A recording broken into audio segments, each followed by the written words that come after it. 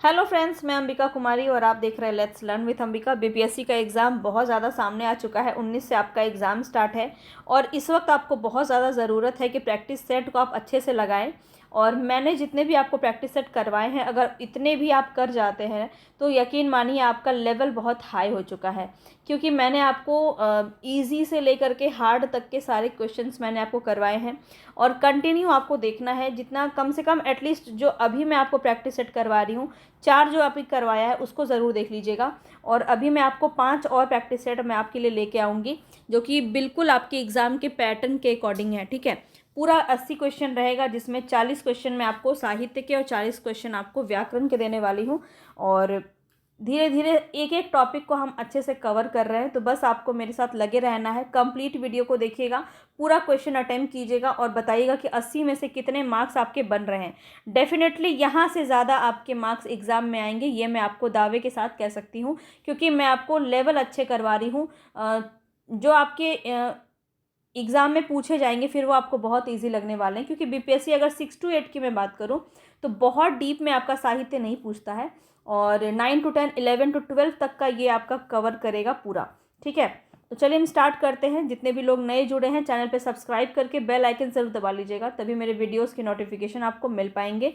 और जितनी भी चीज़ें आपके एग्ज़ाम के दृष्टिकोण से इंपॉर्टेंट है वो सब मैं आपके लिए लाने की कोशिश कर रही हूँ। इन लास्ट के दिनों में आपका फास्ट रिवीजन कैसे हो सकता है वो सब आप यहाँ से देख सकते हैं। छंद मैंने आपको पूरा थ्योरी क्लास अभी अपलोड कर दिया है, तो आप जाके उसको देख लीजिएगा। देखिए, थ्योरी इतना इंपॉर्टेंट है क्योंकि उसके ही ज़रिए आपको पता चलता है। क्वेश्चंस कितना भी आप लगा लीजिए, अगर आपको थ्योरी नहीं पता है, उसके बारे में जानकारी नहीं है, तो फिर आप उसको नहीं लगा पाइएगा। तो इसीलिए मैंने आपको रिवीजन के पर्पज़ से आपको देती जा रही हूँ, तो वो आप ज़रूर कर लीजिएगा। चलिए स्टार्ट करते हैं। पसंद आ रहा है तो लाइक और शेयर ज़रूर कर दीजिए, ज़्यादा से ज़्यादा लोगों तक पहुँचाइए, शेयर कीजिए। चलिए स्टार्ट करते हैं। पहला ही हमारा क्वेश्चन है, ओष्ठ महाप्राण घोष व्यंजन वर्ण का उदाहरण कौन सा है? बताएंगे। ओष्ठ महाप्राण घोष व्यंजन वर्ण का उदाहरण कौन सा है? अब यहाँ पे ओष्ठ बोल रहा है, ओष्ठ से आपको क्या समझ में आता है? ओष्ठ आपका किस वर्ग के अंदर आता है? तो आपको पता है कि प वर्ग के अंदर आता है आपका। तो यहाँ पे देख लो प वर्ग में कौन सा है।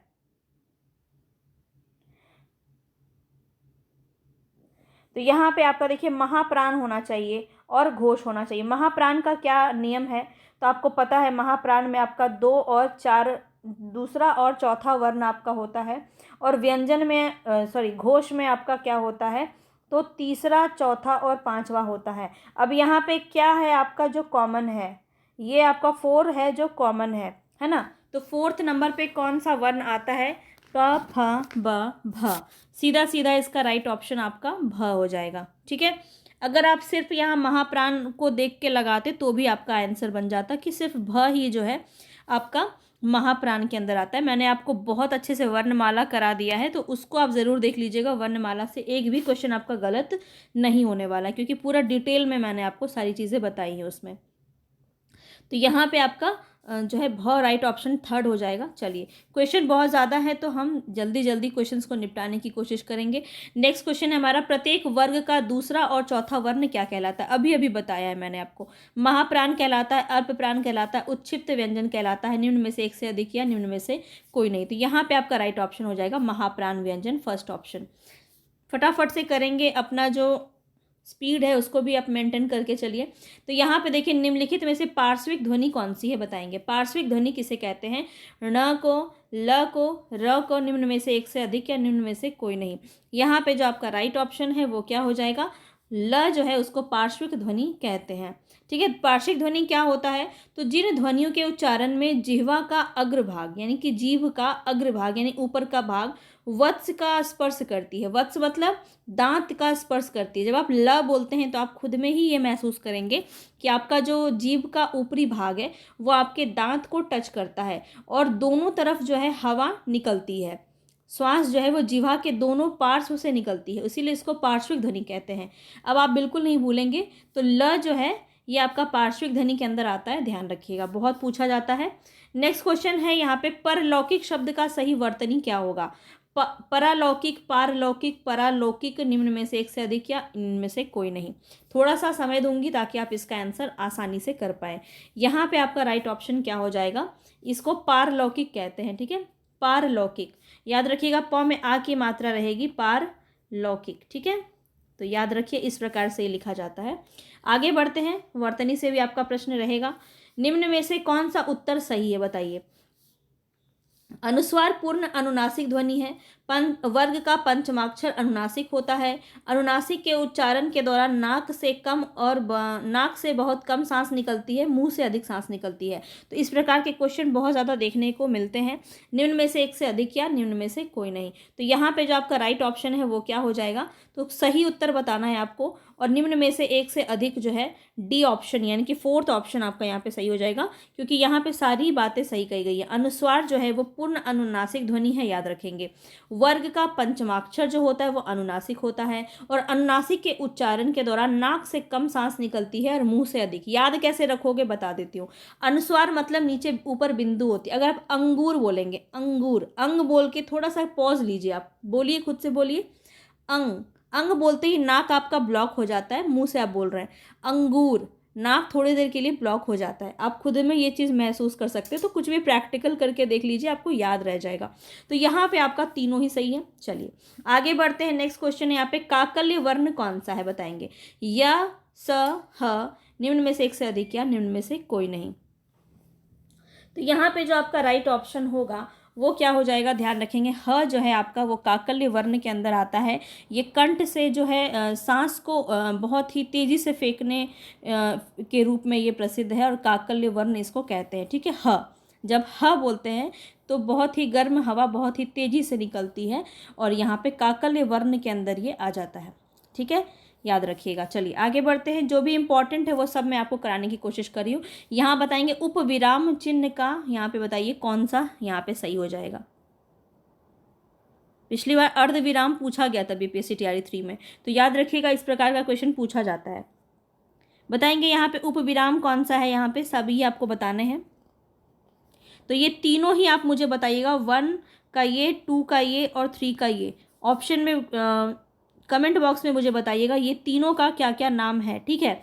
अगर मैं यहाँ पे बात करूँ तो उप विराम किसे कहते हैं, ये जो आपका विसर्ग वाला चिन्ह होता है उसे हम उप विराम कहते हैं, ठीक है। तो 7th का यहाँ राइट ऑप्शन ए हो जाएगा। आगे बढ़ते हैं।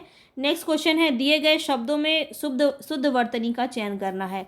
अस्पृश्यता बहुत ही कॉमन सा क्वेश्चन वर्ड है, लेकिन बहुत इंपॉर्टेंट है, पूछा जाता है। तो याद रखिए यहाँ पे जब हम लिखेंगे अस्पृश्यता, तो अस्पृश्यता, अस्पृश्यता, ठीक है, इस प्रकार से लिखते हैं, यानी कि यहाँ पे आपका राइट ऑप्शन 3rd हो जाएगा।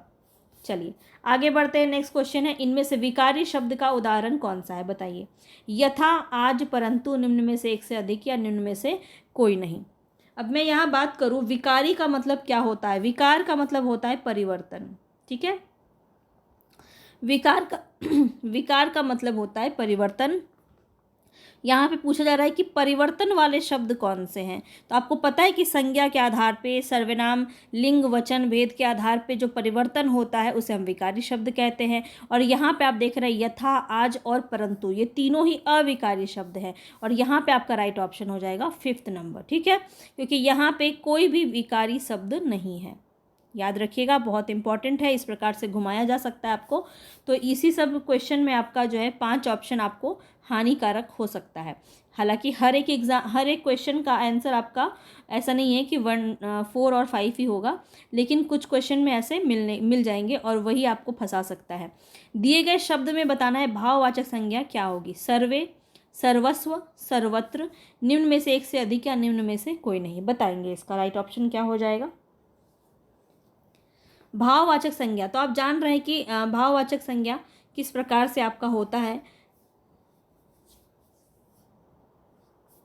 यहाँ पे आपका राइट ऑप्शन हो जाएगा ऑप्शन नंबर 2, सर्वस्व। जैसे कि देखिए यहाँ पे आपको पता है कि इस तरह से ये लगता है, आपका इस प्रकार का प्रत्यय लगता है आपका भाववाचक में, जैसे ये राजस्व है ना, तो इस प्रकार से सर्वस्व भी आपका हो जाएगा।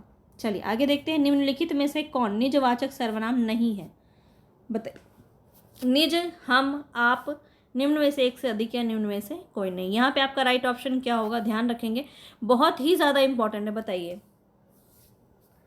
इस प्रकार के क्वेश्चन में आप फंस सकते हैं अगर आपने अच्छे से कॉन्सेप्ट को नहीं समझा तो क्वेश्चन में गलत भी हो सकती है। और यहाँ पे आपका राइट ऑप्शन क्या हो जाएगा, तो हम हो जाएगा।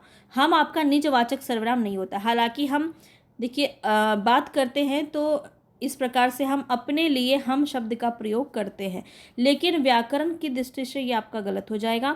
हम जो होता है वो निजवाचक सर्वनाम के अंदर नहीं आता है। तो हमको हम किस प्रकार से रखते हैं, तो याद रखिएगा ये उत्तम पुरुषवाचक के अंदर आता है। ठीक है, हम बात करते हैं ना, अपने बारे में बात करते हैं हम, लेकिन ये आपका उत्तम पुरुषवाचक सर्वनाम के अंदर आ जाएगा। ठीक है, तो ये बात ध्यान रखेंगे, ये निजवाचक के अंदर नहीं आएगा। आगे बढ़ते हैं। इनमें से संयुक्त सर्वनाम का उदाहरण कौन सा है, बताएंगे। संयुक्त सर्वनाम का उदाहरण कौन सा है। संयुक्त सर्वनाम का मतलब क्या है, एक से ज़्यादा शब्द होने चाहिए। देखते ही समझ में आ गया होगा, कुछ ना कुछ, इनमें भी, कोई भी, इस प्रकार के जो शब्द होते हैं वो आपके संयुक्त सर्वनाम के अंदर आते हैं। तो ऑप्शन नंबर 3 आपका बिल्कुल सही हो जाएगा। नेक्स्ट क्वेश्चन है यहाँ पे, निम्नलिखित में से क्या एक अप्राणीवाचक प्रश्नवाचक सर्वनाम है, बताएंगे। अप्राणीवाचक पूछा जा रहा है। तो यहाँ पे अगर हम बात करें, कोई, कौन, क्या, निम्न में से एक से अधिक या निम्न में से कोई नहीं, अप्राणीवाचक कौन सा हो जाएगा यहाँ पे। यहाँ जो आपका राइट ऑप्शन है वो है क्या। कैसे, तो एक बार वो समझ लीजिए। अगर हम बोले कि कोई आया है, कोई आया है, तो यहाँ पे किसी प्राणी की बात हो रही है ना।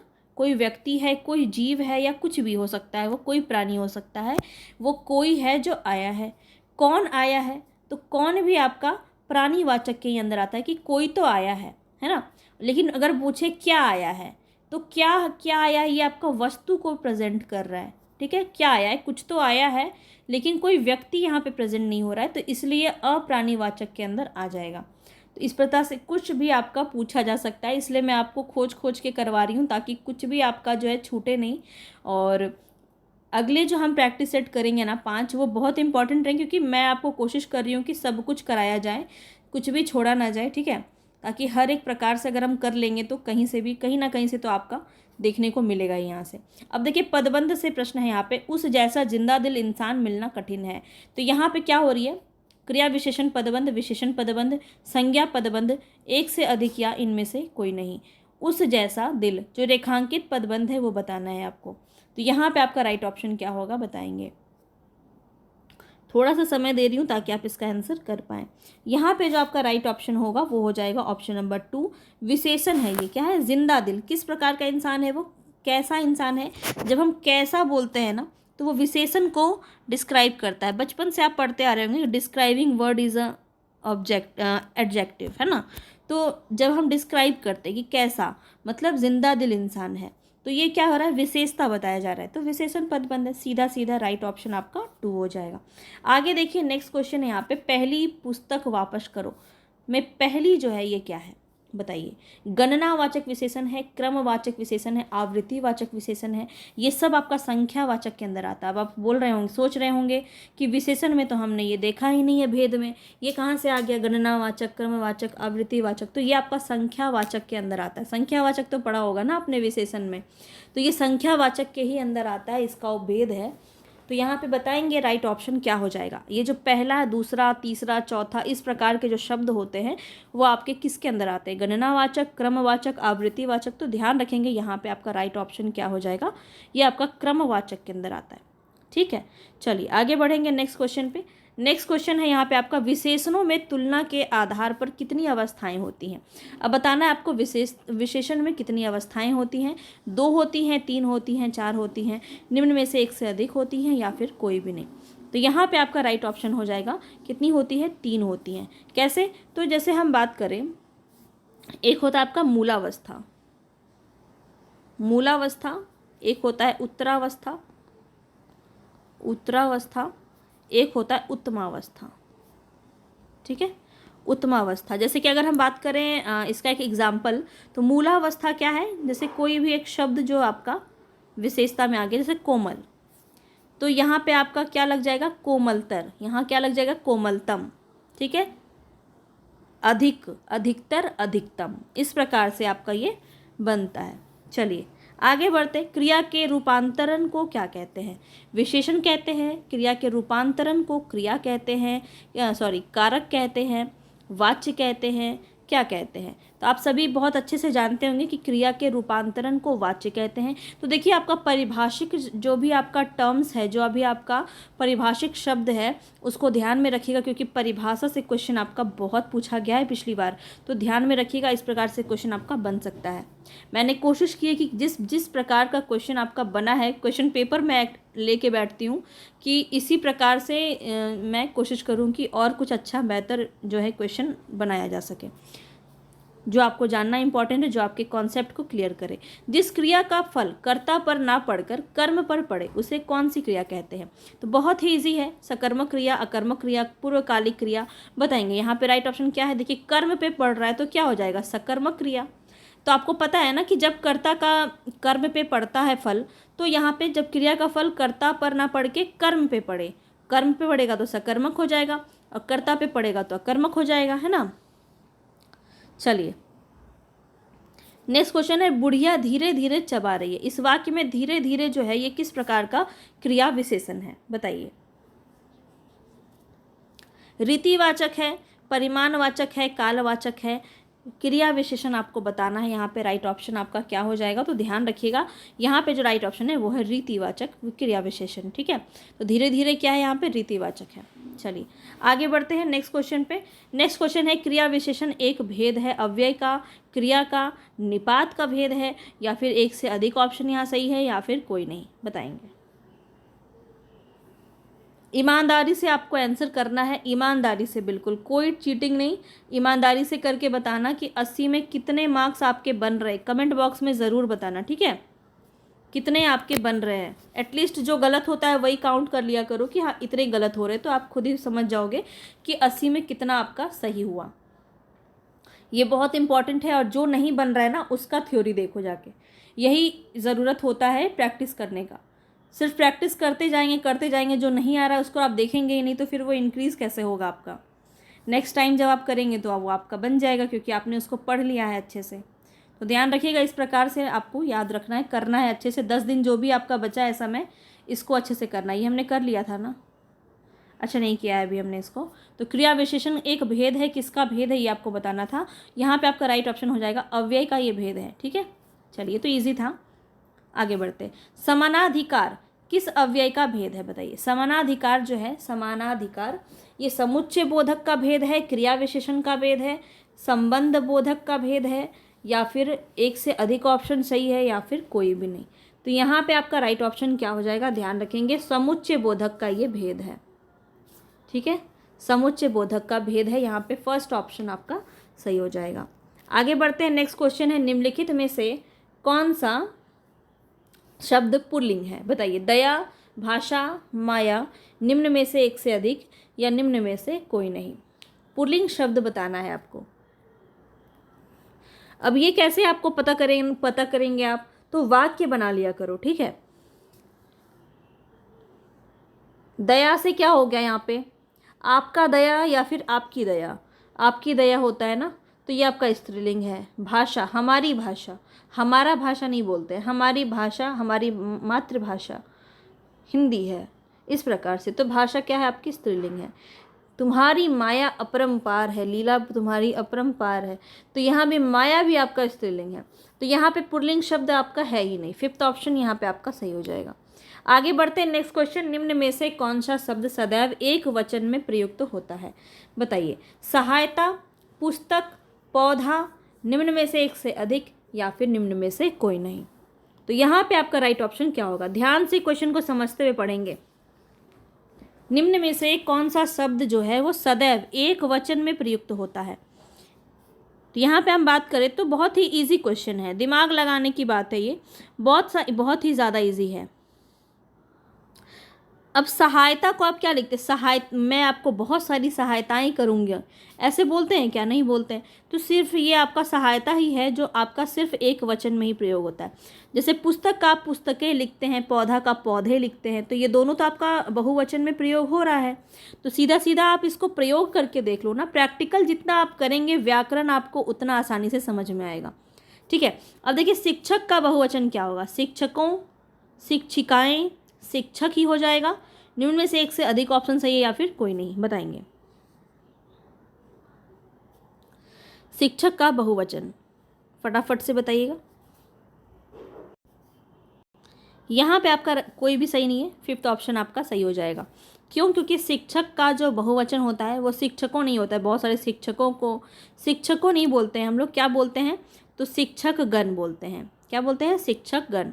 ठीक है, तो अगर पूछा जाए शिक्षक का बहुवचन क्या हो जाएगा, तो याद रखना शिक्षक गण होता है। चलिए आगे बढ़ते हैं नेक्स्ट क्वेश्चन पे। प्रधानमंत्री बाढ़ग्रस्त क्षेत्र का दौरा करेंगे। वाक्य में आपको काल बताना है क्या होगा। प्रधानमंत्री बाढ़ग्रस्त क्षेत्र का दौरा करेंगे। सामान्य भविष्यकाल है, संभाव्य भविष्यकाल है, सामान्य भूतकाल है, निम्न में से एक से अधिक ऑप्शन सही है या फिर कोई भी नहीं, बताइए।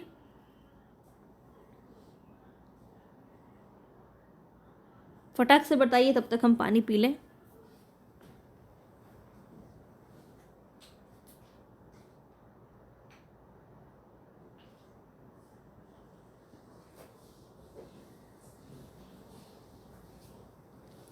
तो यहाँ पे आपका क्या हो जाएगा, याद रखिए सामान्य भविष्यकाल है, इसमें कुछ आपको ज़्यादा सोचने वाली बात ही नहीं है।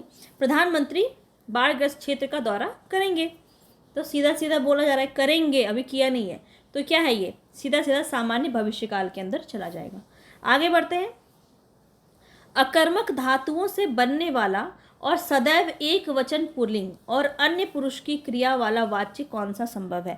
कृतवाच्य, भाववाच्य, कर्मवाच्य। अब इसी का एक ये विशेषता है, हो सकता है इसमें से कोई भी किसी भी प्रकार से आपका क्वेश्चन बन जाए। अगर बोल दिया जाए कि सदैव एक वचन पुल्लिंग वाला कौन सा वाच्य होता है, तो भी आपका आंसर वही होगा। सबसे पहले तो देखिए, अगर हम बात करें कर्तरी की, कर्तरी वाच्य की हम बात करें, तो यहाँ पे आपका सकर्मक भी होता है और अकर्मक भी होता है, दोनों ही होता है, तो ये तो होगा नहीं। कर्म में तो आपका कर्म है ही, तो अकर्मक ये हो ही नहीं सकता, तो सिर्फ भाववाचक ही बच गया जहाँ पे आपका अकर्मक धातु से बनता है। तो सीधा सीधा अगर आप थोड़ा सा दिमाग लगाते तो आप इसका आंसर सही कर लेंगे, है ना। याद रखिएगा ये अकर्मक होता है, ठीक है, ये आपको क्या होता है, अकर्मक होता है। भाववाच्य को पहचानने का तरीका, सदैव जो है ये एक वचन होता है, एक वचन होता है, इसमें बहुवचन देखने को नहीं मिलेगा आपको। अन्य पुरुष की क्रिया वाला वाच्य होता है, ठीक है। और हम बात करें इसमें असमर्थता दिखाई जाती है, असमर्थता, तभी तो भाव उत्पन्न होगा ना। जैसे मुझसे चला नहीं जाता, चला नहीं जाता तो असमर्थता व्यक्त हो रहा है, और यहाँ पे आपका क्या हो रहा है, चलना क्या है। देखिए आपको बहुत ही अच्छा एग्जाम्पल है ये, मुझसे चला नहीं जाता, तो चलना क्या है, अकर्मक है। चलना आपका सकर्मक है क्या, नहीं है। चलना क्या है आपका, अकर्मक क्रिया है, तो देखिए आपका अकर्मक भी हो गया, और ये आपका चलना एक वचन के अंदर आ गया, और ये आपका असमर्थता भी दिखा रहा है, ठीक है। और कहीं जगह पे आपको ये जो है नहीं शब्द का प्रयोग भी इसमें होता है। चलिए इतनी बातें क्लियर है, आगे बढ़ते हैं। नेक्स्ट क्वेश्चन है यहाँ पे, निम्न में से कर्ता कारक वाला वाक्य आपको छांटना है। कर्ता कारक, अब देखिए कर्ता से कई लोगों को ये कन्फ्यूजन है कि कर्ता की विभक्ति होती है ने, कर्ता ने कर्म को होता है ना, तो कर्ता की विभक्ति होती है ने, तो जहाँ भी ने देखेंगे वहाँ कर्ता लगा देंगे, पर ऐसा नहीं होता है। वाक्य को पढ़ के आपको पता करना पड़ेगा कि कहाँ पे कर्ता जो है वो विशिष्ट रूप से वहाँ पे दर्शाया गया है। अब यहाँ देखिए आप, यहाँ भी को है, यहाँ भी को है, यहाँ भी को है।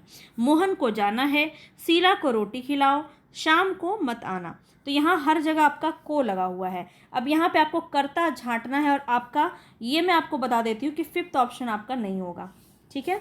चलो फिफ्थ ऑप्शन आपका नहीं होगा, और अब यहाँ पे कौन सा सही होगा ध्यान रखिएगा। तो देखिए शीला को रोटी खिलाओ, तो यहाँ पे शीला को रोटी खिलाओ, तो यहाँ पे जो है क्या हो रहा है, कर्म भी हो रहा है, रोटी क्या आपका कर्म दर्शा रहा है, तो यहाँ पे ये तो नहीं होगा।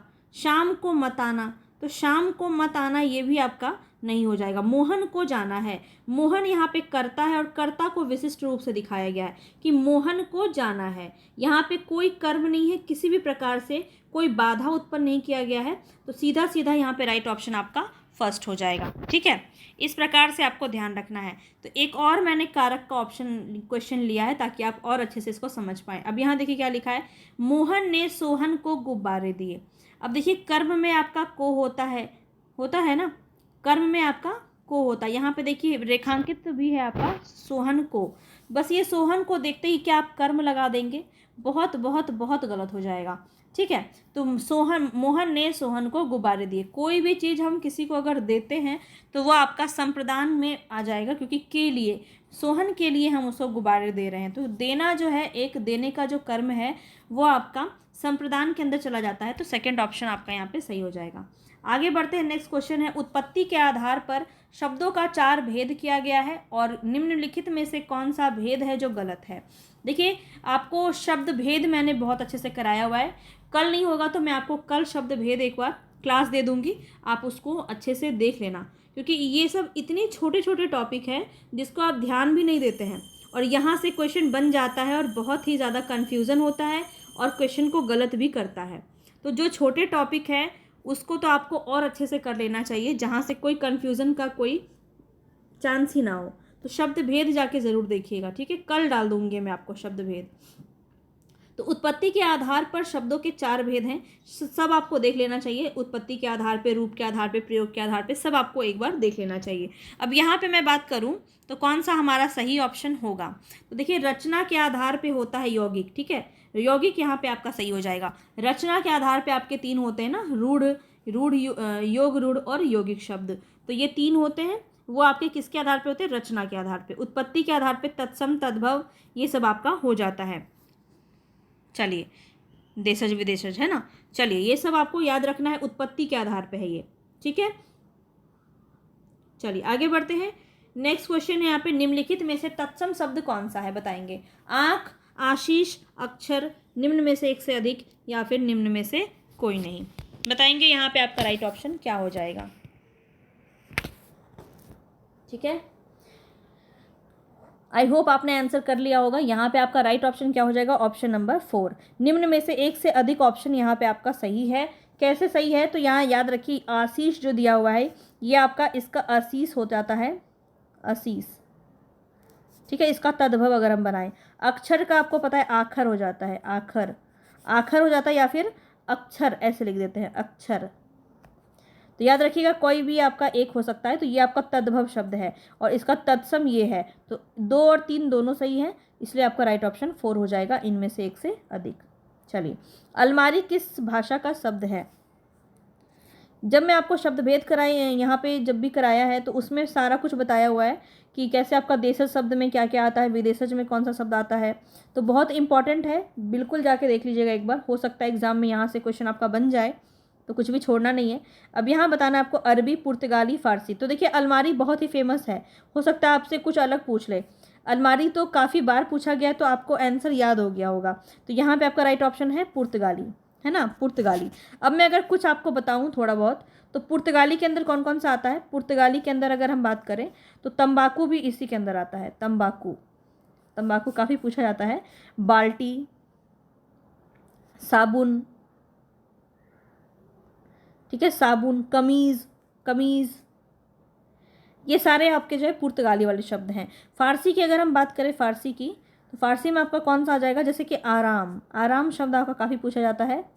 आराम हो गया, अदा, गवाह, ये सब आपका इसी के अंदर आ जाएगा। खुश, खुश शब्द भी आपका फारसी है।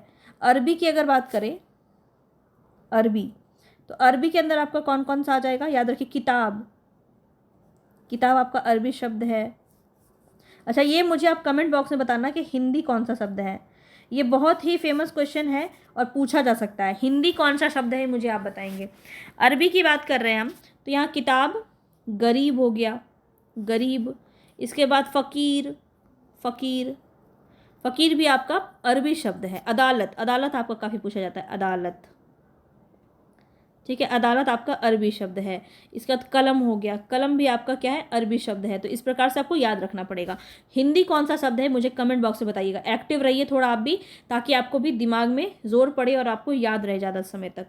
अब आगे बताइए, प्रयोग के आधार पर शब्द भेद कितने होते हैं, 2 होते हैं, 3 होते हैं, 4 होते हैं, कितने होते हैं।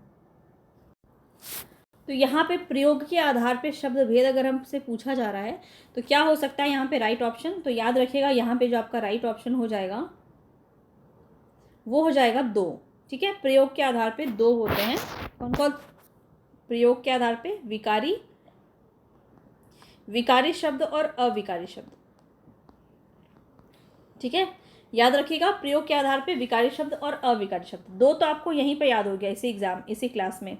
तो बस आपको देखते रहना है, सभी चीज़ें समझ में आएंगी। अब बताइए, आविर्भाव का विलोम शब्द क्या है? आविर्भाव का विलोम शब्द क्या है? तिरोभाव, विरक्ति, अंत, निम्न में से एक से अधिक, या निम्न में से कोई नहीं। यहाँ डालना ही मैं भूल गई, कोई बात नहीं, इसी में आपका आंसर है। चलिए बताइए राइट ऑप्शन क्या हो जाएगा?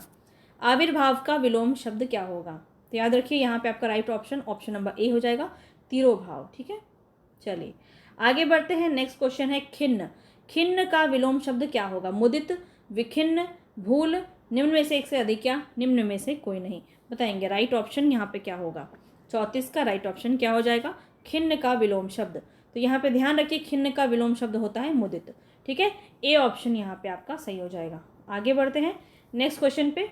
नेक्स्ट क्वेश्चन है यहाँ पे, अभ्युदय का सही संधि विच्छेद बताना है आपको। अभ्युदय, अभ्युधन उदय, अभिधन उदय, अभिधन उदय, निम्न में से एक से अधिक, या निम्न में से कोई नहीं। बहुत ही ईजी है, आसानी से कर सकते हैं आप। यहाँ पे आपका राइट ऑप्शन क्या हो जाएगा? ऑप्शन नंबर 2, अभिधन उदय। ठीक है, चलिए आगे बढ़ते हैं नेक्स्ट क्वेश्चन पे। अच्छा, ये भी आप बता दीजिए कि ये कौन सी संधि है? कौन सी संधि है? तो याद रख लेना, ये कौन सी संधि आपकी यन संधि के अंदर आ जाएगी, अभ्युदय। ठीक है, पूछी जाती है काफ़ी ज़्यादा। चलिए आगे बढ़ते हैं। निरीह का संधि विच्छेद बताएंगे। निरीह, निरीह का संधि विच्छेद क्या होगा? एग्जाम में आपको थोड़ा अटपटा क्वेश्चन ही पूछा जाता है और बहुत ज़्यादा फेमिलियर क्वेश्चन नहीं पूछा जाता है, इसीलिए मैंने भी थोड़ा सोचा कि आपको अच्छे वाले क्वेश्चन डालूं। तो निरीह का बताइए यहाँ पे संधि विच्छेद क्या हो जाएगा? निह धन रीह, निह धन ईह, निर्धन ही,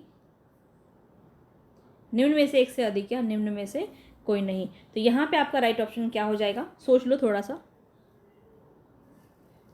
यहाँ पे जो आपका राइट ऑप्शन हो जाएगा वो हो जाएगा ऑप्शन नंबर 2। ठीक है, निह धन इह, यहाँ पे आपका निरीह का ऑप्शन नंबर 2 हो जाएगा, विसर्ग संधि के अंदर जाएगा। ठीक है, चलिए आगे बढ़ते हैं। नेक्स्ट क्वेश्चन है, जिस समास का पद, पहला पद जो है वो अव्यय हो और प्रथम पद प्रधान हो, उसे कौन सा समास कहते हैं? इस प्रकार से परिभाषिक क्वेश्चन आपसे पूछा जा सकता है। तो याद रखिएगा, यहाँ पे बहुव्रीहि हो जाएगा, तत्पुरुष हो जाएगा, द्वंद्व समास, निम्न में से एक से अधिक, या निम्न में से कोई नहीं। तो यहाँ पे जो आपका राइट ऑप्शन है वो क्या हो जाएगा? बहुत ही आसानी से आप समझ गए होंगे, अव्ययी सुनते ही आपको समझ में आ गया होगा कि यहाँ पे क्या हो जाएगा? अव्ययी भाव समास होना चाहिए था। ठीक है, अव्ययी भाव समास, अव्ययी भाव समास होगा। ठीक है, याद रख लेना। चलो आगे बढ़ते हैं नेक्स्ट क्वेश्चन पे। प्रेम सागर शब्द में कौन सा समास है? बताइए, प्रेम सागर शब्द में कौन सा समास है? बहुव्रीहि है, तत्पुरुष है, कर्मधारय है, निम्न में से एक से अधिक ऑप्शन सही है, या फिर कोई भी नहीं। प्रेम सागर बताएंगे यहाँ पे कौन सा सही हो जाएगा?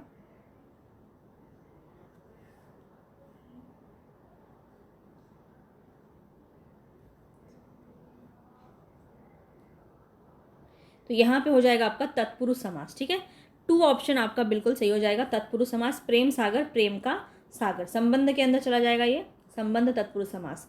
चलिए अद्वितीय का समास बताएंगे। अद्वितीय, अद्वितीय का समास क्या हो जाएगा? बहुव्रीहि, अव्ययी, द्वंद्व, एक से अधिक सही है, या फिर इनमें से कोई नहीं। अद्वितीय बताएंगे।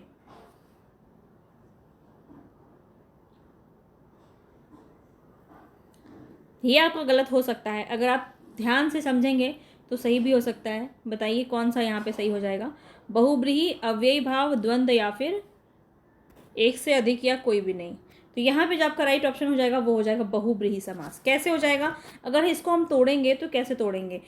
ऐसा जिसके समान दूसरा ना हो कोई, तो ऐसा जिसके समान दूसरा ना कोई वो होता है अद्वितीय। ठीक है, तो वो आपका किसी तीसरे की बात कर रहा है। ठीक है, तो यहाँ पे आपका क्या हो जाएगा? बहुव्रीहि समास हो जाएगा। चलिए आगे बढ़ते हैं।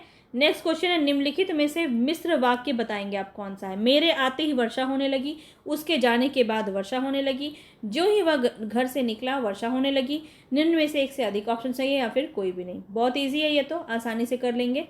जो ही वह घर से निकला वर्षा होने लगी, थर्ड ऑप्शन यहाँ पे आपका सही हो जाएगा। पूरा हमने व्याकरण खत्म कर लिया। आज हमने जो है थोड़ा संज्ञा से अव्यय तरफ ज़्यादा फोकस किया था, समास, संधि, ये सब पे, और अलंकार, छंद, शब्द शक्ति, काव्य रूप, ये सब कल मैं आपको करवाऊंगी, क्योंकि अभी स्टार्टिंग से मैं वही सब ज़्यादा करवा रही थी आपको, और आपको हर प्रकार के हर टॉपिक से क्वेश्चन आपको करवाना ज़रूरी है।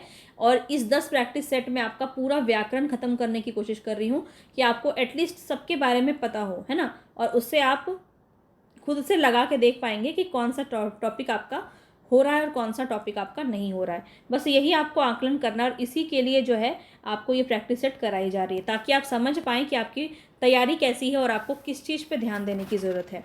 अब आपका नेक्स्ट क्वेश्चन है, देखिए यहाँ से आपका साहित्य शुरू हो रहा है। बोलती प्रतिमा रेखा चित्र के रचनाकार कौन है? ये बात भी ध्यान रखिए, बोलती प्रतिमा कौन सी विधा है? तो रेखा चित्र। ज़्यादातर मुझे लगता है आपको विधा से क्वेश्चन पूछा जाएगा, तो मैंने ये भी डाल दिया है। बोलती प्रतिमा जो है वो रेखा चित्र है, और ये किसकी है? पदम सिंह शर्मा, श्री राम शर्मा, राम वृक्ष बेनीपुरी, निम्न में से एक से अधिक या निम्न में से कोई नहीं। बताएंगे यहाँ पे आपका राइट ऑप्शन क्या हो जाएगा। तो यहाँ पे जो आपका राइट ऑप्शन हो जाएगा वो हो जाएगा श्री राम शर्मा। तो याद कैसे रखेंगे? श्री राम जी की जो मूर्ति है, जो उनकी प्रतिमा है, वो ऐसी लगती है जैसे कि अभी बोल उठेंगे, है ना। तो प्रतिमा कैसी है? बोलती हुई प्रतिमा है। किसकी? श्री राम की। तो याद रख लेना, अब आप जिंदगी में नहीं भूलोगे, श्री राम शर्मा की रचना है बोलती प्रतिमा। ठीक है, देखते ही याद आ जाएगा आपको। चलिए, गेहूं और गुलाब की रचना विधा क्या है? बताइए, गेहूं और गुलाब किस प्रकार की विधा है? उपन्यास है, कहानी है, नाटक है, निम्न में से एक से अधिक ऑप्शन सही है या फिर कोई भी नहीं। तो यहाँ पे जो आपका राइट ऑप्शन होगा वो क्या होगा बताइएगा? गेहूं और गुलाब।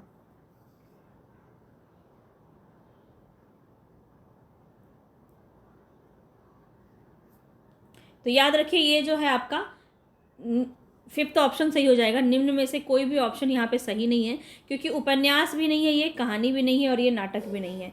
तो ये क्या है आपका? याद रखिए, ये रेखा चित्र या संस्मरण हो सकता है। रेखा चित्र या संस्मरण हो सकता है। ठीक है, रेखा चित्र, और इसमें कभी कभी हाइफन में आपका संस्मरण भी लिखा रहता है। तो दोनों ही ध्यान में रखिए, रेखा चित्र या संस्मरण होगा। किसका है? गेहूं और गुलाब। तो राम वृक्ष बेनीपुरी का है, राम वृक्ष बेनीपुरी, याद रखिएगा। ठीक है, चलिए आगे बढ़ते हैं। नेक्स्ट क्वेश्चन है यहाँ पे आपका, निम्नलिखित में से कौन सा रेखा चित्र महादेवी वर्मा का नहीं है? अतीत के चलचित्र, स्मृति की रेखाएं, पथ के साथी, निम्न में से एक से अधिक या निम्न में से कोई नहीं। बताएंगे। तो यहाँ पे जो है कौन सा नहीं है? तो सारे ही हैं, अतीत के चलचित्र भी है, स्मृति की रेखाएं भी हैं, पथ के साथी भी है ना। तो यहाँ पे आपका राइट ऑप्शन क्या हो जाएगा? निम्न में से कोई नहीं। ठीक है, निम्न में से कोई नहीं, क्योंकि सारे ही यहाँ पे सही हैं। चलिए, बद्री नारायण चौधरी प्रेमघन द्वारा संपादित पत्रिका का नाम बताना है। बद्री नारायण चौधरी प्रेमघन द्वारा संपादित पत्रिका का नाम क्या है? हिंदी प्रदीप, कवि वचन सुधा, आनंद कादम्बनी, निम्न में से एक से अधिक ऑप्शन सही है या फिर कोई भी नहीं। तो यहाँ पे जो आपका राइट ऑप्शन है वो क्या हो जाएगा? आनंद कादम्बनी। बहुत पूछा जा सकता है, पत्रिका को ध्यान में रखिएगा। और यहाँ मैं बात करूँ 1881 में मिर्ज़ापुर से ये आपका पत्रिका, ठीक है, मिर्ज़ापुर से ये पत्रिका आपका संपादित होता है, बद्रीनारायण चौधरी प्रेमघन का। और हिंदी प्रदीप किसकी है? तो याद रख लेना, हिंदी प्रदीप जो है ये 1877 में प्रयागराज से ये आपका संपादित होता था। किसके द्वारा? बाल कृष्ण भट्ट के द्वारा। ठीक है, तो ये हिंदी प्रदीप किसकी रचना है? बाल कृष्ण भट्ट की रचना है, बाल कृष्ण भट्ट की रचना है। ठीक है, याद रख लीजिएगा। कवि वचन सुधा किसकी रचना है? तो याद रखना, कवि वचन सुधा 1868 में जो है ये काशी से, काशी था ना, काशी से है, ये भारतेंदु की रचना है, भारतेंदु की। एक बात और याद रखिए, भारतेंदु की, ओहो रुक जाओ, भारतेंदु की बात याद रखिए, कवि वचन सुधा इसी का है, भारतेंदु का। ठीक है, तो ये आपका बहुत इंपॉर्टेंट है। इसकी जो पत्रिका है इसको ज़रूर ध्यान में रखिए। तो ये आपका 1868 में है। ठीक है, इसके बाद दो और हैं इनकी पत्रिका, ये भी याद रख लीजिए। एक है आपका हरिश्चंद्र मैगजीन, एक क्या है? Harishchandra magazine, Harishchandra magazine. ठीक है, मैगजीन, ये आपका 1873 में है, 1873 में बनारस से। ठीक है, बनारस, सारा इन्होंने बनारस काशी यहीं से किया है। तो याद रखना बहुत आसान है। एक और है आपका बाला बोधनी, ये महिलाओं के लिए इन्होंने लिखा था, ठीक है। ये पत्रिका इन्होंने, ये महिलाओं के लिए है, तो पूछा जा सकता है कि महिलाओं के लिए कौन सी पत्रिका भारतेंदु द्वारा संपादित की गई, तो वो थी बाला बोधनी। ये आपका 1874 में, 1874 में, ठीक है। ये 73 में, कितना आसान है, एक 68 में है, एक 73 में है, एक 74 में है। ये भी आपका बनारस था, ठीक है, ये भी बनारस था, याद रखेंगे। चलिए आगे बढ़ते हैं नेक्स्ट क्वेश्चन पे। नेक्स्ट क्वेश्चन है गणेश शंकर विद्यार्थी रचित गांधी की जीवनी कौन सी है? गणेश शंकर विद्यार्थी रचित गांधी की जीवनी कौन सी है? बापू, श्री गांधी, कर्मवीर गांधी, निम्न में से एक से अधिक या निम्न में से कोई नहीं, बताएंगे कौन सा यहाँ पे आपका राइट ऑप्शन हो जाएगा। तो यहाँ पे जो आपका राइट ऑप्शन हो जाएगा वो हो जाएगा श्री गांधी, ठीक है। तो सेकंड ऑप्शन आपका यहाँ पे सही हो जाएगा। चलिए आगे बढ़ते हैं नेक्स्ट क्वेश्चन पे।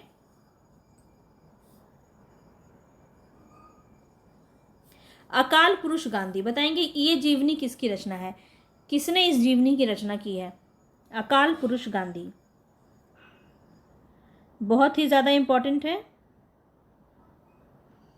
तो याद रखिएगा, बहुत इंपॉर्टेंट है। जैनेन्द्र की रचना है, जैनेन्द्र की ये इन्होंने यही जीवनी लिखी है, अकाल पुरुष गांधी। और ये मनोविश्लेषणवादी उपन्यास के जनक माने जाते हैं, ये भी बात आपको याद रखना है, पूछा जाता है। जैनेन्द्र को मनोविश्लेषणवादी, ठीक है, मनोविश्लेषणवादी उपन्यास के जनक माना जाता है, उपन्यास जनक, ठीक है, याद रखिएगा। चलिए आगे बढ़ते हैं। नेक्स्ट क्वेश्चन है निम्नलिखित में से एक रचना राष्ट्रीय सांस्कृतिक धारा की नहीं है? कौन सी है जो राष्ट्रीय सांस्कृतिक धारा की नहीं है? हम विस्पाई जन्म के, सूत की माला, विसर्जन, निम्न में से एक से अधिक या निम्न में से कोई नहीं, बताएंगे। यहाँ पे आपका राइट ऑप्शन क्या हो जाएगा?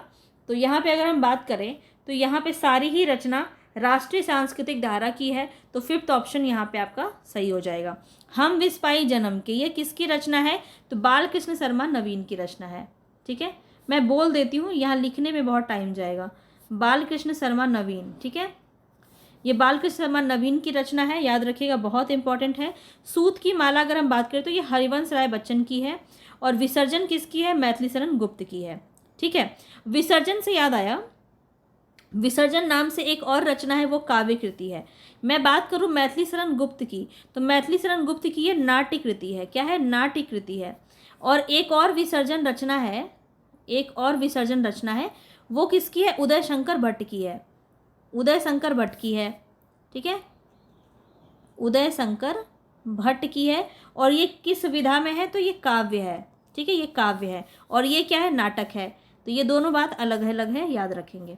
हिंदी में मुक्त छंद के प्रवर्तक कवि कौन माने जाते हैं? अज्ञे, निराला, मुक्तिबोध, एक से अधिक सही है या फिर इनमें से कोई नहीं? तो बहुत ही इजी क्वेश्चन है। निराला, सूर्यकांत त्रिपाठी निराला को मुक्त छंद का कवि, प्रवर्तक कवि माना जाता है। इनकी एक रचना है जूही की कली 1916 में, वो पूर्णतः मुक्त छंद पर आधारित है, ठीक है। और मुक्त छंद को केचुआ या रबड़ छंद भी कहते हैं, ये भी आपको याद रखना है। केचुआ या रबड़ छंद किसे कहते हैं? तो मुक्त छंद को कहते हैं। क्वेश्चन आपसे अलग अलग घुमा घुमा के पूछ सकता है। केचुआ और रबड़ छंद के प्रणेता कौन है, ऐसे पूछ सकता है, तो निराला हो जाएंगे। चलिए आगे बढ़ते हैं। नेक्स्ट क्वेश्चन है हम दीवानों की क्या हस्ती है, आज यहाँ कल वहाँ चले, मस्ती का आलम साथ चला, हम धूल उड़ाते जहाँ चले। बहुत ही सुंदर कविता है, एनसीईआरटी में लगी हुई है आपकी, बताएंगे यहाँ पे किसकी है ये? रघुवीर सहाय, भगवती चरण वर्मा, भवानी प्रसाद मिश्र, निम्न में से एक से अधिक या निम्न में से कोई नहीं, बताएंगे, झट से बताइए। यहां पे आपका राइट ऑप्शन हो जाएगा भगवती चरण वर्मा की ये रचना है, ठीक है, पंक्ति है। आगे बढ़ते हैं। नेक्स्ट क्वेश्चन है यहाँ पे आपका मैथिली शरण गुप्त की रचना को काल क्रम में बताना है। रंग में भंग, भारत भारती, पंचवटी, साकेत। तो ये बहुत ही इंपॉर्टेंट है, ये इस तरह की रचनाएं आपको याद होनी चाहिए, डेट याद रहेगा तभी आप इसको बना सकते हैं। और यहाँ पे जो आपका राइट ऑप्शन है वो आपका फर्स्ट ही हो जाएगा। रंग में भंग की अगर हम बात करें तो ये 1909 में ये मैथिली शरण गुप्त के द्वारा रचित है। भारत भारती 1912। पंचवटी की बात करें तो पंचवटी हो जाएगा 1925। और साकेत हो जाएगा 1931। तो ये डेट आपको याद रखना है। रंग में भंग 1909, भारत भारती 1912, पंचवटी 1925, साकेत 1931। क्लास में ही याद कर लो, ठीक है। इतना समय नहीं आपके पास कि आप अभी करोगे एक बार क्वेश्चन फिर बाद में याद करोगे। फिर से बोलिएगा मेरे साथ, रंग में भंग 1909, भारत भारती 1912, पंचवटी 1925 और साकेत 1931। बहुत इंपॉर्टेंट है, याद रखेंगे। समय समय पे क्वेश्चन भी पूछती रहती हूँ, तो आप मुझे बताइएगा यहाँ पे कामायनी का प्रकाशन वर्ष क्या है। कामायनी, कोई भी चीटिंग करके मत बताइएगा, बहुत बार कराया है, याद होना चाहिए। कामायनी का प्रकाशन वर्ष क्या होगा, कमेंट बॉक्स में बताइएगा। चलिए क्वेश्चन देखिए यहाँ पे, द्विवेदी युग के किस कवि ने अपना काव्य ब्रज भाषा में लिखा है, बताइए। द्विवेदी युग के कौन से ऐसे कवि हैं जिन्होंने अपने काव्य को ब्रज भाषा में लिखा है। अयोध्या सिंह उपाध्याय हरिओद, जगन्नाथ दास रत्नाकर, मैथिली शरण गुप्त, निम्न में से एक से अधिक या निम्न में से कोई नहीं। तो यहाँ पे आपका राइट ऑप्शन क्या हो जाएगा, ध्यान रखेंगे। यहाँ पे हम अगर बात करें तो कौन हो जाएगा, ऑप्शन नंबर 2, जगन्नाथ दास रत्नाकर की रचना जो है वो ब्रज भाषा में इन्होंने काव्य रचना की है। इनकी बहुत सारी रचनाएं हैं जो बहुत प्रसिद्ध हैं, जैसे उद्धव शतक काफ़ी पूछा जाता है। उद्धव शतक, गंगावतरण, समालोचना दर्श, हिंडोला, गंगा लहरी, श्रृंगार लहरी, ये सभी बहुत इंपॉर्टेंट है, याद रखिएगा। चलिए आगे बढ़ते हैं। नेक्स्ट क्वेश्चन है, भक्तमाल के रचयिता नाभादास के गुरु का नाम क्या था। अब यहाँ से थोड़ा सा हम आदिकाल और भक्ति काल भी देख रहे हैं, क्योंकि यहाँ से क्वेश्चन आपका पिछली बार बहुत पूछा गया था। तो जो भी नहीं कराया है वो सारा करवा रहे हैं, तो बस आपको ध्यान से लगे रहना है। और कैसा लग रहा है आपको सेशन, मुझे ज़रूर बताइएगा। सेशन अगर अच्छा लग रहा है तो जल्दी से लाइक कर दीजिए और ज़्यादा से ज़्यादा लोगों तक शेयर कर दीजिए, ठीक है। अपने सभी साथियों तक शेयर कीजिए, शेयर तो कर ही सकते हैं आप लोग, है ना। तो देखिए, भक्तमाल के जो रचयिता है, ये याद रखना, भक्तमाल किसकी रचना है, नाभादास की। ये क्वेश्चन इस तरह से देने का मतलब ये था कि आपको याद रहे कि भक्तमाल किसकी रचना है, नाभादास की है। भक्तमाल की कुछ क्वेश्चन पूछे जाते तो वो भी मैं आपको बताऊंगी। अब यहाँ देखिए, नरहरिदास, स्पेलिंग थोड़ा रॉन्ग हो गया है, नरहरि, ठीक है, इस प्रकार से रहेगा आपका नरहरि, ठीक है, नरहरिदास। नंददास, अग्रदास, एक से अधिक या कोई भी नहीं। बताएंगे नाभादास के गुरु कौन थे, सीधा सीधा क्वेश्चन है। यहाँ पे आपका राइट ऑप्शन हो जाएगा अग्रदास, ठीक है। थर्ड ऑप्शन यहाँ पे आपका सही हो जाएगा। भक्तमाल की बात करें तो बहुत इंपॉर्टेंट है, 1 मिनट जान लीजिए। तो 1585 में इसकी रचना की गई, ठीक है। इसका प्रकाशन वर्ष अगर पूछा जाए तो भक्तमाल ने नाभादास में इसकी रचना 1585 में की। और इसमें क्या है, तो 200 कवियों का क्वेश्चन एक बार पूछा गया है, याद रखिए। 200 कवियों का जीवन वृत्त परिचय, उनकी भक्तियों का वर्णन किया गया है, ठीक है। 200 कवियों का जो है इसमें जीवन वृत्त और उनकी भक्ति की महिमा सूचक बातों को इन्होंने 316 छप्पय में लिखा है। छप्पय क्या आपका पता है, आपको छप्पय छंद में लिखा है, तो याद रखिएगा यहाँ पे 316 छप्पय में इन्होंने लिखा है, भक्तमाल में पूछा जा सकता है। चलिए आगे बढ़ते हैं। नेक्स्ट क्वेश्चन है, राम भक्ति काव्य धारा से संबंधित कौन से कवि नहीं है। बहुत ही इंपॉर्टेंट है, बहुत ही इजी क्वेश्चन भी है।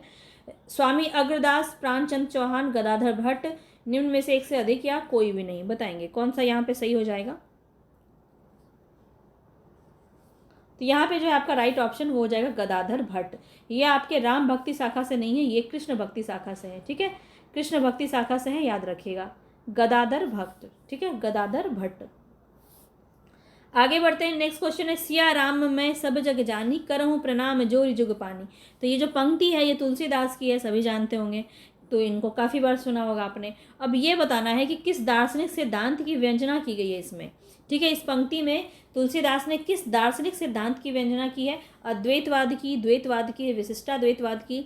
निम्न में से एक से अधिक ऑप्शन सही है या फिर कोई भी नहीं। देखिए, सारे संप्रदाय और दर्शन आपको बहुत अच्छे से रट लेना है, बहुत अच्छे से याद कर लेना है। मैंने आपको भक्ति काल अभी इस कुछ समय पहले करवाया था, पूरा संप्रदाय आपको रटा दिया था अच्छे से, आपने देखा होगा। अगर शुरू से बने हुए हैं मेरे साथ तो सभी चीज़ें आपको याद हो गई होंगी, क्योंकि संप्रदाय को हमने काफ़ी अच्छे से पढ़ा था, पूरा दर्शन हमने याद किया था, है ना, क्लास में ही हमने उसको याद कर लिया था। अब यहाँ बताएंगे तो थोड़ा सा आप ध्यान लगाइए, तुलसीदास की ये कौन सी दार्शनिक सिद्धांत हो सकती है। तो याद रखिएगा, ये रामानुजाचार्य जो जिससे संबंधित थे, कौन था वो, तो विशिष्टाद्वैतवाद सिद्धांत, ठीक है, विशिष्टाद्वैतवाद के अंदर हो जाएगा, याद रखिएगा, बहुत इंपॉर्टेंट है। विशिष्टाद्वैतवाद के प्रवर्तक कौन है, तो रामानुजाचार्य, करवा दिया है आपको काफ़ी बार। बाकी भी एक बार आप बता दीजिए, बाकी जो है उसको भी एक बार बता दीजिए। अद्वैतवाद कौन हो जाएंगे? शंकराचार्य। द्वैतवाद कौन हो जाएंगे? माधवाचार्य। और जो याद आता है उसको भी कमेंट बॉक्स में बताना, ठीक है। चलिए आगे देखते हैं। नेक्स्ट क्वेश्चन है, हिंदी कविता में फैंटेसी का मुख्य प्रयोक्ता कौन है? हिंदी कविता में फैंटेसी का मुखर प्रयोक्ता कौन है? शमशेर बहादुर सिंह, अज्ञे, मुक्तिबोध, निम्न में से एक से अधिक या निम्न में से कोई नहीं। तो यहाँ जो आपका राइट ऑप्शन हो जाएगा वो हो जाएगा मुक्तिबोध, ठीक है। थर्ड ऑप्शन आपका सही हो जाएगा, ध्यान रखिएगा। चलिए आगे बढ़ते हैं। नेक्स्ट क्वेश्चन है यहाँ पे आपका, इनमें से दूसरा सप्तक में संकलित कवि के नाम बताना है।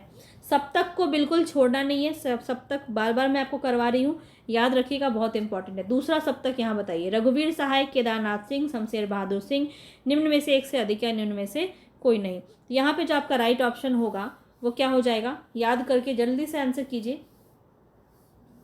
यहाँ पे आपका राइट ऑप्शन हो जाएगा निम्न में से एक से अधिक। यहाँ पे रघुवीर सहाय और शमशेर बहादुर सिंह, ये दोनों ही आपके जो हैं दूसरे सप्तक के अंदर आ जाते हैं। एक बार मैं आपको फटाक से करवा दूं क्या, दूसरा सप्तक में कौन कौन आता है? तो याद रखिए, शमशेर बहादुर सिंह,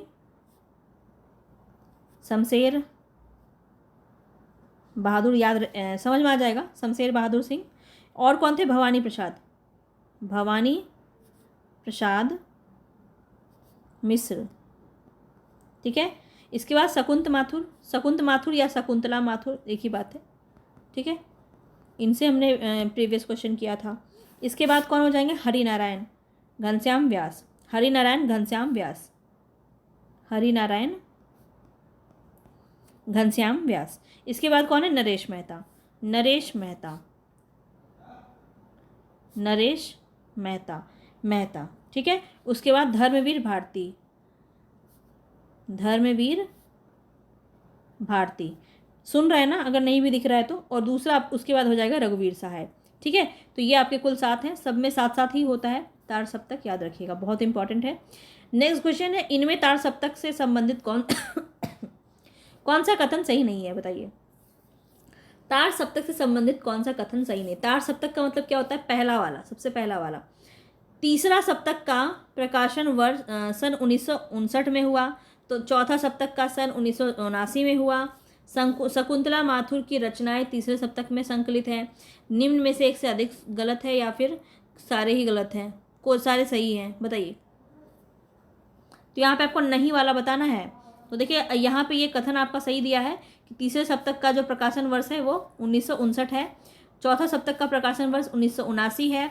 शकुंतला माथुर अभी अभी आपको बताया है कि तीसरे सप्तक के अंदर आते हैं, तो ये आपका गलत दिया हुआ है। तो ऑप्शन नंबर 3 यहाँ पे सही हो जाएगा, ठीक है। और ये दोनों आपको प्रकाशन वर्ष भी याद रखना है। और कमेंट बॉक्स में बताइए कि प्रकाशन वर्ष बताएंगे तार सप्तक का और द्वितीय तार सप्तक, ये दोनों का प्रकाशन वर्ष मुझे बताइए कमेंट बॉक्स में, ठीक है। अंधेरे में नामक प्रसिद्ध कविता के रचयिता कौन है? अज्ञेय है, मुक्तिबोध है, मोहन राकेश है, निम्न में से एक से अधिक या निम्न में से कोई नहीं? बताएंगे, बहुत ही इंपॉर्टेंट क्वेश्चन। तो अंधेरे में जो है किस शैली में लिखा गया ये भी पूछा जाता है। फैंटेसी शैली में लिखा गया है। और फैंटेसी के मुखर प्रयोक्ता कौन है? अभी अभी हमने इसको किया है, मुक्तिबोध। तो इसी तरह से आपको रिलेट करते हुए पढ़ना है। और अंधेरे में जो रचना है ये फैंटेसी शैली में लिखा गया है, ठीक है। चलिए आगे बढ़ते हैं। इनमें से कौन सा मतलब सुमेलित नहीं है? बताइए। मुक्ति मार्ग, मुक्ति मार्ग किसका है? भारत भूषण अग्रवाल, पिघलते पत्थर रांगे राघव, अजय खंडहर निराला, एक से अधिक गलत यहाँ पे है या फिर निम्न में से कोई नहीं? तो यहाँ पे जो राइट ऑप्शन है वो हो जाएगा अजय खंडहर। अजय खंडहर किसका है? तो यहाँ पे ये भी जो है रांगे राघव का ही है, ठीक है, रांगे राघव का है, ठीक है। दोनों ही पिघलते पत्थर, कब तक पुकारूं, रांगे राघव का ही है, ठीक है। ये सब आपको याद रखना है, बहुत इंपॉर्टेंट है, पूछा जाता है काफ़ी बार। चलिए आगे बढ़ते हैं। और ये भी याद रखिए कि मुक्ति मार्ग जो है ये भारत भूषण अग्रवाल का है, ठीक है। मुक्ति मार्ग भारत भूषण अग्रवाल का है, बहुत इंपॉर्टेंट है, पूछा जा सकता है। संशय की एक रात ये किसकी रचना है? अज्ञेय, नरेश शर्मा, नरेश मेहता, नरेंद्र शर्मा, नरेश मेहता, निम्न में से एक से अधिक या निम्न में से कोई नहीं? तो यहाँ पे संशय की एक रात राम जी के ऊपर रहता है। संशय की एक रात, तो राम जी क्या है? नरेश हैं, राजा हैं, नरेश मेहता याद रख लेना। थर्ड ऑप्शन आपका बिल्कुल सही हो जाएगा। ठीक है, किसकी रचना है संशय की एक रात? नरेश मेहता की है। ठीक है, चलिए आगे बढ़ते हैं नेक्स्ट क्वेश्चन पे। जमीन पक रही है काव्य संकलन के रचनाकार कौन है? जमीन पक रही है, बताइए। सर्वेश्वर दयाल सक्सेना का है, धूमिल का है, रघुवीर सहाय है का है, किसका है बताइएगा जल्दी जल्दी। जमीन पक रही है, तो याद रखिएगा ये किसी का नहीं है, इनमें से नहीं ऑप्शन आपका सही हो जाएगा। ये किसका है तो ये भी आपको याद रखना है, केदारनाथ सिंह का है। किसका है? केदारनाथ सिंह का है। केदारनाथ सिंह का है जमीन पक रही है काव्य संकलन। ठीक है, चलिए आगे बढ़ते हैं। नेक्स्ट क्वेश्चन है, निम्नलिखित में से अष्टछाप के कवि कौन नहीं है? अष्टछाप को बहुत अच्छे से आपको याद कर लेना है, जो जो बताया है मैंने उसको ज़रूर कर लीजिएगा। यहाँ से क्वेश्चन आपका डेफिनेटली देखने को मिलेगा ही मिलेगा।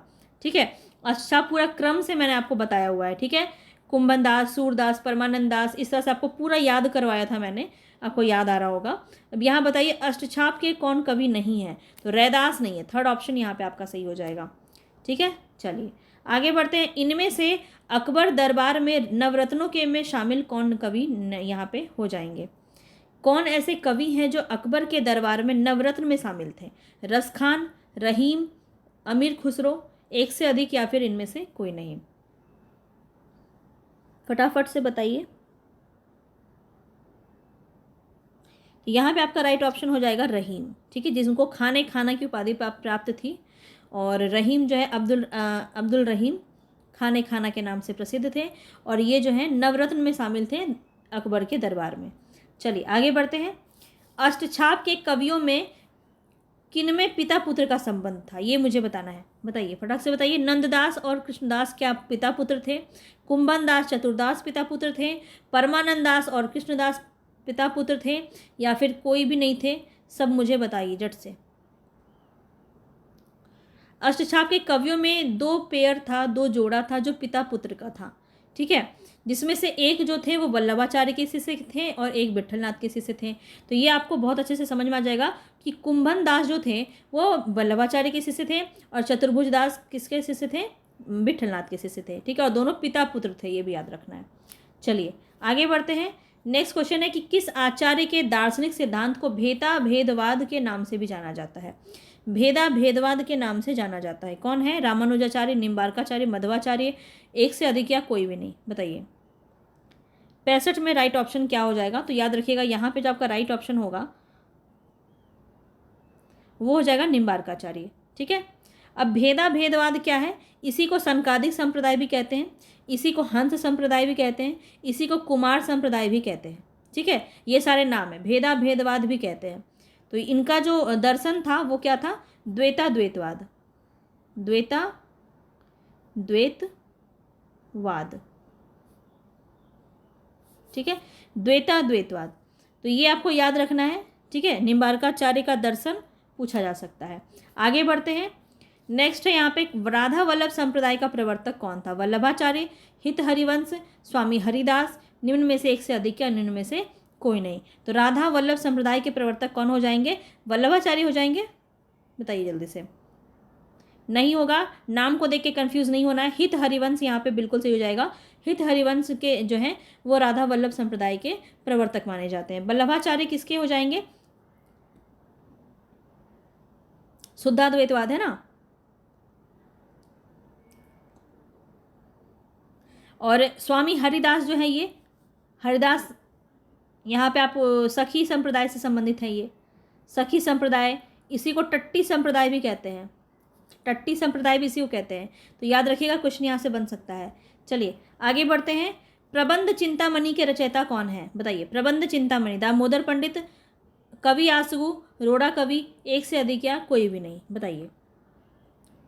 प्रबंध चिंतामणि, तो इसके रचनाकार मैं आपको काफ़ी बार ये क्वेश्चन करवाई हूँ, और यहाँ पे आपका राइट ऑप्शन हो जाएगा 5th, निम्न में से कोई भी नहीं। कौन हो जाएंगे? मेरुतुंग।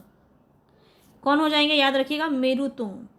ठीक है, मेरुतुंग की रचना है प्रबंध चिंतामणि। ठीक है, चलिए आगे बढ़ते हैं। नेक्स्ट क्वेश्चन है चंदन बाला रास के रचयिता कौन है? कवि आसगु, जगनिक, मधुकर कवि। तो जयप्रकाश जस चंद्रिका जो है मधुकर कवि की रचना है, जगनिक का परमाल रासो है, और यहाँ पे कवि आसगु की रचना है चंदन बाला रास। तो ये वाला आपका झारखंड में पूछा गया था और बहुत ही इंपॉर्टेंट क्वेश्चन है, पूछा जाता है, याद रखिएगा। आगे देखिए, इस ग्रंथ में श्रृंगार की ही प्रधानता है, वीर रस का किंचित आभास मात्र है। मतलब वीर रस इसमें ज़्यादा नहीं है, किंचित आभास मात्र है। और ये रामचंद्र शुक्ल की ये मान्यता जो है वो किस ग्रंथ के बारे में इन्होंने कहा है, तो ये आपको बताना है। पृथ्वीराज रासो, बीसलदेव रासो, परमाल रासो। तो यहाँ पे आप सबके बारे में जानते हैं ऑलरेडी, मैंने आपको बहुत अच्छे से इसके बारे में बताया है, समझाया है। तो पृथ्वीराज रासो तो पूरा वीरता से संबंधित है, तो ये तो होगा नहीं। परमाल रासो में आपका आल्हा खंड के लिए प्रसिद्ध है, ये भी नहीं होगा। तो बीसलदेव रासो आपका बिल्कुल सही है, आप जानते हैं कि ये श्रृंगारिक रचना मानी जाती है बीसलदेव रासो। ठीक है, बहुत इंपॉर्टेंट है। चलिए आगे बढ़ते हैं। नेक्स्ट क्वेश्चन है, विद्यापति को कृष्ण भक्तों की परंपरा में ना समझना चाहिए, इनमें से किसका कथन है ये? तो याद रखिएगा, ये जो कथन है बहुत इंपॉर्टेंट है, रामचंद्र शुक्ल का। रामचंद्र शुक्ल ने कहा था कि विद्यापति को कृष्ण भक्तों की परंपरा में नहीं समझना चाहिए। ठीक है, इनके ही एक प्रसिद्ध पंक्ति थी, आजकल आध्यात्मिक चश्मे बहुत सस्ते हो गए, ये वाला बहुत इंपॉर्टेंट है, पूछा जाता है। आदिकाल के अंतर्गत सरहपा, लुइपा जैसे जो कवि हैं वो किस साहित्य से संबंधित हैं, बताइए। रासो साहित्य, जैन साहित्य, सिद्ध साहित्य, निम्न में से एक से ज़्यादा या निम्न में से कोई नहीं।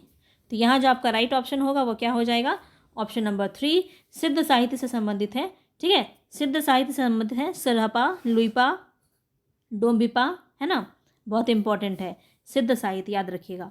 आगे देखिए, सिद्ध सामंत युग की कविताओं की सृष्टि आकाश में नहीं हुई, वे हमारे देश की ठोस धरती की उपज है। अब इसको थोड़ा सा दिमाग लगाएंगे तो आप इसका आंसर आसानी से कर सकते हैं। ये कथन किसका है बताना है, रामचंद्र शुक्ल का, मिश्र बंधु का, राहुल सांकृत्यायन का, एक से अधिक सही है या फिर कोई भी नहीं। अब यहाँ पे आप एक शब्द देख रहे हैं, सिद्ध सामंत युग, तो यहाँ पे बात तो की जा रही है आदिकाल की, लेकिन सिद्ध सामंत युग किसने कहा था, तो आप बहुत अच्छे से जानते हैं, राहुल सांकृत्यायन ने। यहाँ पे राइट ऑप्शन आपका 3rd हो जाएगा। चलिए आगे बढ़ते हैं। नेक्स्ट क्वेश्चन है, इतिहासकारों द्वारा मान्य हिंदी का प्रथम कवि कौन सही सुमेलित नहीं है, ये बताना है आपको, कौन सही सुमेलित नहीं है। राम कुमार वर्मा, स्वयंभू, नगेंद्र सरहपा, जयदेव सिंह, गोरखनाथ, बताइए। तो यहाँ पे सारे ही सम्मिलित हैं, तो कोई भी ऑप्शन यहाँ पे सही नहीं है, क्योंकि नहीं पूछा जा रहा है। तो यहाँ पे राइट ऑप्शन यही हो जाएगा। नगेंद्र ने सरहपा कहा तो आप कंफ्यूज हो जाएंगे कि सरहपा तो राहुल सांकृत्यायन ने कहा था, तो याद रखना कि राहुल और नगेंद्र दोनों ने कहा है। ठीक है, तो पूछा जा सकता है, हो सकता है ऑप्शन में दे दे और राहुल और नगेंद्र दोनों को दे दे और ऑप्शन आपका 4th सही हो जाएगा। आप तो याद करके गए राहुल सांकृत्यायन, इसलिए ये आपको मैंने कराया दोनों, ताकि आपको अच्छे से समझ में आ जाए। चलिए आगे बढ़ते हैं। सारे कवि देख लीजिएगा, प्रथम कवि जितने भी हैं सभी करवा चुकी हूँ मैं आपको। तो कौन सा विकल्प यहाँ पे सुमेलित नहीं है, बताइए। श्रावकाचार्य देवसेन, नेमिनाथ जैन, नेमिनाथ रास, सुमति गनी का है, रेवंत गिरिराज, जिन धर्म सूरी का है, या फिर एक से अधिक ऑप्शन सही है या फिर कोई भी नहीं।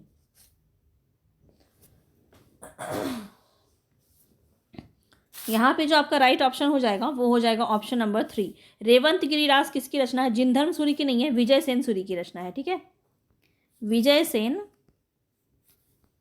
सूरी, विजय सेन सूरी की रचना है रेवंत गिरिराज। ठीक है, चलिए आगे बढ़ते हैं। नेक्स्ट क्वेश्चन है, बीसलदेव रास के संपादनकर्ता इनमें से कौन है, बहुत ही इंपॉर्टेंट है, संपादनकर्ता पूछा जा रहा है, ऐसा क्वेश्चन पूछ सकता है। ठीक है, दिमाग ही घूम जाएगा पूरा। बीसलदेव रासो रचना किसकी है, नरपति नाल की है ना, किसकी है, नरपति नाल की है, पर इसका संपादन किसने किया है ये पूछा जा रहा है। नरपति नाल की रचना है ये बीसलदेव रासो, और इसके संपादनकर्ता कौन है, दशरथ शर्मा, आचार्य शुक्ल और दशरथ शर्मा हैं, दशरथ शर्मा और हजारी प्रसाद द्विवेदी हैं, माता प्रसाद गुप्त और अगरचंद नाहटा हैं, निम्न में से एक से अधिक सही है या फिर कोई भी नहीं। तो क्वेश्चन थोड़ा सा उटपटा है पर पूछा जा सकता है, इसलिए मैंने आपको करा दिया। माता प्रसाद गुप्त एवं अगरचंद नाहटा जो है इन्होंने संपादन किया है बीसलदेव रासो का। ठीक है, चलिए आगे बढ़ते हैं। नेक्स्ट क्वेश्चन और लास्ट के 4 क्वेश्चन हैं, फटाफट से कर लेते हैं। आचार्य शुक्ल के अनुसार किस रचना के आधार पर विद्यापति को मैथिल कोकिल कहलाया गया। ठीक है, उन्हें मैथिल कोकिल क्यों कहा गया, किस रचना के आधार पर कहा गया, पदावली, कीर्तिलता और कीर्तिपताका, बताइए। यहाँ पे जो आपका राइट ऑप्शन है वो क्या हो जाएगा, पदावली। ठीक है, पदावली बिल्कुल सही है, मैथिली में ही इन्होंने लिखा था पदावली इसलिए। नीला चांद उपन्यास के लेखक कौन है, बताइए। रांगे राघव, शैलेश मटियानी, शिव प्रसाद सिंह, निम्न में से एक से अधिक है, निम्न में से कोई नहीं। नीला चांद,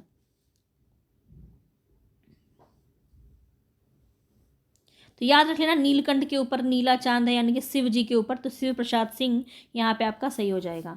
चलिए आगे बढ़ते हैं। नेक्स्ट क्वेश्चन है, निम्नलिखित में से कौन सा उपन्यासकार एक आंचलिक उपन्यासकार है? बताइए, आंचलिक उपन्यासकार है, इस प्रकार से प्रश्न आपका पूछा जाता है। यशपाल जो है वो आपका मार्क्सवादी उपन्यासकार है, मार्क्सवादी, ठीक है, मार्क्सवादी उपन्यासकार हैं। जैनेंद्र कुमार बता चुकी मनोविश्लेषणवादी हैं, मनोविश्लेषणवादी हैं, ठीक है। और तो यहाँ पे आपका राही मासूम रजा बिल्कुल सही हो जाएगा। राही मासूम रजा हो गया, फणीश्वरनाथ रेणु, ये सभी आपके उपन्यासकार हैं, आंचलिक उपन्यासकार हैं, ठीक है। आंचलिक पूछा जा रहा है, याद रखना है। थर्ड ऑप्शन आपका यहाँ पे सही हो जाएगा। आगे बढ़े। नेक्स्ट क्वेश्चन है, भाषा का जादूगर के रूप में कौन विख्यात है? शिवपूजन सहाय, पांडे बेचन शर्मा उग्र, यशपाल, एक से अधिक सही या फिर कोई भी नहीं। तो यहाँ पे आपका राइट ऑप्शन क्या हो जाएगा? तो याद रखेंगे, शिवपूजन सहाय को भाषा का जादूगर कहा जाता है। बहुत इंपॉर्टेंट है, पूछा जा सकता है। आगे बढ़ते हैं और आज का अंतिम क्वेश्चन है, निम्नलिखित में से कौन सी विधा जो है इस प्रकार का क्वेश्चन आपका TRE 3 में पूछा गया था, तो मैंने सोचा एक आपको ऐसे करवा दूं। तो यशोधरा आपको बताना है कौन किस प्रकार का काव्य है, मुक्तक काव्य, चंपू काव्य, महाकाव्य, खंड काव्य, ठीक है। यशोधरा, रश्मि रति, बिहारी सतसई और रामचरितमानस। तो यहाँ पे जो है आपका राइट ऑप्शन क्या हो जाएगा? यशोधरा क्या है? यशोधरा जो है आपका ये एक चंपू काव्य है, ठीक है। रश्मि रति की बात करें तो ये खंड काव्य है। बिहारी सतसई क्या है? मुक्तक काव्य है। और रामचरितमानस महाकाव्य है, ठीक है। तो इस प्रकार से इसको आप कर सकते हैं बहुत ही आसानी से। और यहाँ पे आपका अ का क्या हो जाएगा? 2 हो जाएगा, ब का क्या हो जाएगा? 4, स का हो जाएगा यहाँ पे 1 और द का हो जाएगा यहाँ पे 3, ठीक है। इस प्रकार से है। तो पूरा हमने 80 क्वेश्चन कर लिया। कितने आपके सही हुए मुझे कमेंट बॉक्स में ज़रूर बताइएगा, ताकि मुझे समझ में आए कि आप लोग की तैयारी कैसे चल रही है। और आप लोग पूरा मेहनत से यहाँ पे अगर लगे हुए हैं और मेहनत कर रहे हैं, पूरा कंप्लीट आपने वीडियो को देखा है तो बताइएगा ज़रूर। और एक क्वेश्चन आपको लास्ट में देती हुई जा रही हूँ, विसर्ग जो होता है, विसर्ग जो होता है, विसर्ग, ये विसर्ग आपको बताना है कि ये उच्चारण कौन सा उच्चारण इसका हो जाएगा, उच्चारण स्थान क्या होगा इसका, ठीक है। इसका उच्चारण स्थान बताना है। ये कमेंट बॉक्स में बताइएगा, होमवर्क लिख के बताइएगा, ठीक है। होमवर्क डाल के उसके बाद लिखिएगा कि विसर्ग जो है वो कि इसका उच्चारण स्थान क्या होगा। कमेंट बॉक्स में बताइएगा, मैं समझ पाऊंगी कि आप यहाँ तक कंप्लीट वीडियो को देखे हैं। और इतने अच्छे से अगर आप मेहनत कर रहे हैं तो निश्चित रूप से आप सफल होंगे, क्योंकि मैं आपके लिए बहुत मेहनत करके ये सारे क्वेश्चंस कलेक्ट करती हूँ और आपको यहाँ पे लेके आती हूँ। तो आपको बस उसी मेहनत से आपको ये कंप्लीट करना है और बार बार इसको रिवीजन करना है। इसकी PDF आपको मेरे टेलीग्राम पे मिल जाएगी, तो टेलीग्राम उसके लिए ज्वाइन कर लीजिएगा, बहुत इंपॉर्टेंट रहेगा। क्योंकि वहाँ पे मैं आपको और भी बहुत सारे जो है जितने भी क्लासेस होते हैं सबकी PDF मैं आपको वहाँ पे प्रोवाइड करती हूँ फ्री ऑफ कॉस्ट। जाके वहाँ पे चेकआउट कीजिए और डाउनलोड करके उसका प्रैक्टिस कीजिए। मिलेंगे नेक्स्ट वीडियो में, तब तक के लिए धन्यवाद।